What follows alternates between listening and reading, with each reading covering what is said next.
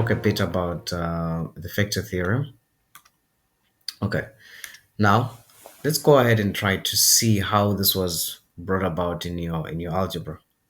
Now, first of all, let's revise what the factor theorem says to us. Well, the factor theorem says if some equation, some expression ax plus b is a factor of f of x, then if I substitute negative b over a into f, I should get 0. Where did I get this negative b over a? Well, you can think of it as we took the a, x plus b, and we equated it to 0. This would allow us to solve for x by saying, or x should be equal to negative b over all over a. So, for example, like we did, if x minus 3 is a factor, then f of 3 should be equal to 0. Okay, something of this sort. Now, okay, something of that sort. Now, let's try to move forward and try to answer this particular question now that we remember what the factor theorem was saying to us. So see if you can shrink this information because we're going to need it to continue there with our question. Now, let's quickly take down the important bits of information that were given in our question. The first bit of information is that f of x is equal to x into x plus a minus b. And then we also have g of x is equal to 2x squared plus b minus dx. Now, for f of x, we know that x minus a is a factor. And then for g of x, we know that x minus b is a factor. Now, from our knowledge of what the factor theorem actually says to us, we should be able to say f of a must be equal to 0. That's the turning point here. This is the breakthrough moment for you. So f of b must be equal to 0. So mind you, we haven't really started checking what the question is saying, but from the idea of this talking about factors, we now have a rough idea of what they wanted us to do, or a starting point.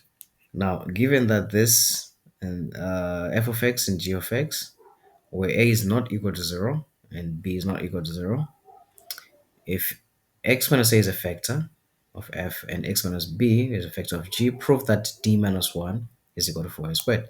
Now, whenever we have questions of this nature, we should always keep an eye on what we're trying to prove. So we're trying to prove that, well, d minus 1 is equal to 4a squared.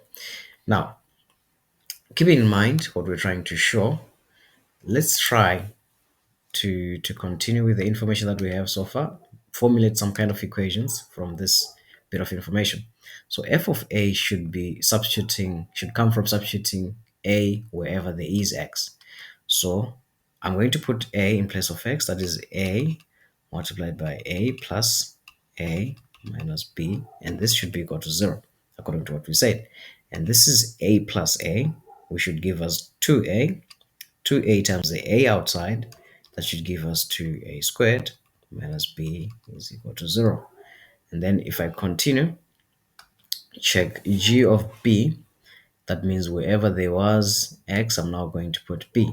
So this should be equal to 2 times, here I put b, so that's 2b squared, and then plus b minus d times, again, b.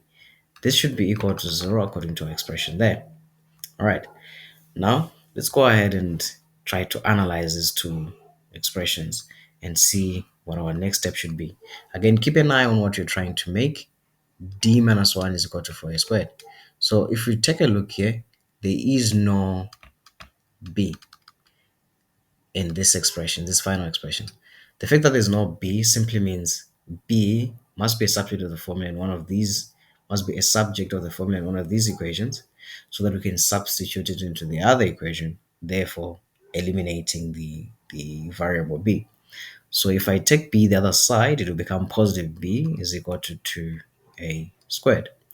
Now that allows us, if I were to call this equation 1 now, and call this equation 2, then that allows me to substitute equation 1 into equation 2 whenever I feel like it.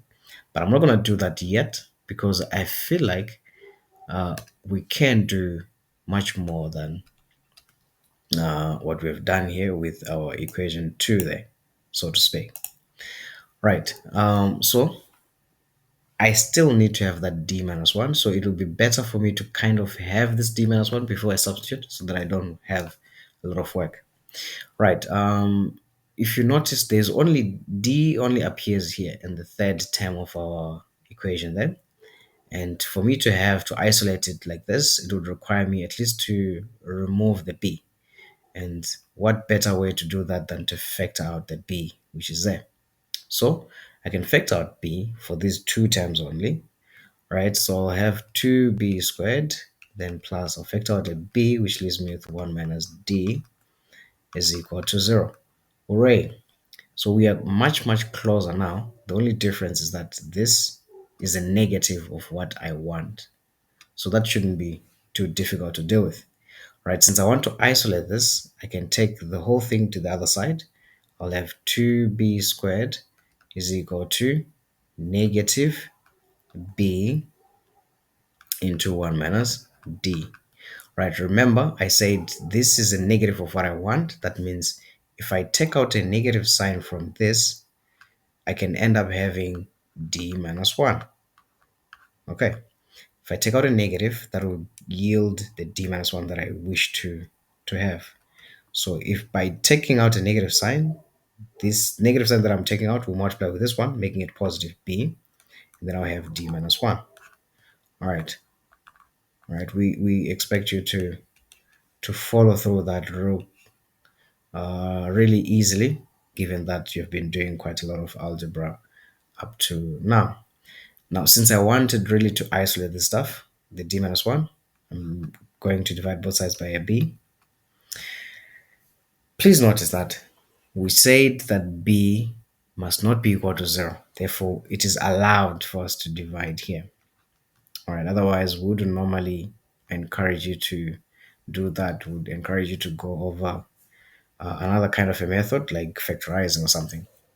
Right, let's divide this into b squared. That gives us 2b is equal to d minus 1.